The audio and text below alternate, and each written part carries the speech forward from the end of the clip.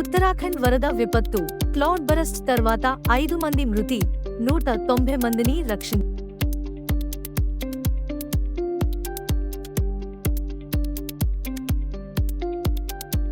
మొదట్లో మేఘాల విస్ఫోటనం కారణంగానే వరదలు సంభవించాయని భావించిన నిపుణులు ఇప్పుడు హిమానీ నదాల కూలిపోవడం, హిమనదీయ సరస్సు విస్ఫోటనం లేదా కొండచర్యలు విరిగిపడటం వల్ల వరదలు సంభవించి ఉండవచ్చని అనుమానిస్తున్నారు.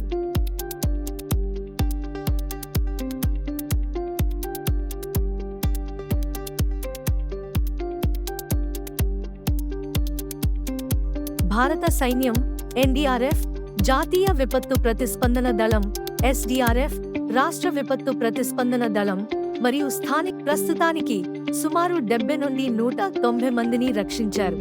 ఏకాంతంగా శిథిలాలతో నిండిన భూభాగాన్ని చేరుకోవడానికి హెలికాప్టర్లు, డ్రోన్లు, స్నిఫర్ డాగ్లు, యంత్రాలు మరియు తాత్కాలిక జిప్ లైన్లను మోహరిస్తున్నారు.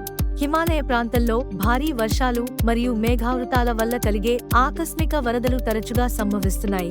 వాతావరణాధారిత తీవ్ర సంఘటనల గురించి హెచ్చరికలు జారీ చేస్తున్నాయి.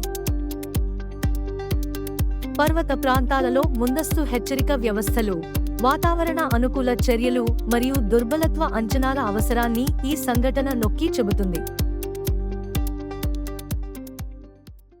మరిన్ని వివరాల కోసం దయచేసి షేర్ చేయండి మరియు సబ్స్క్రైబ్ చేయండి.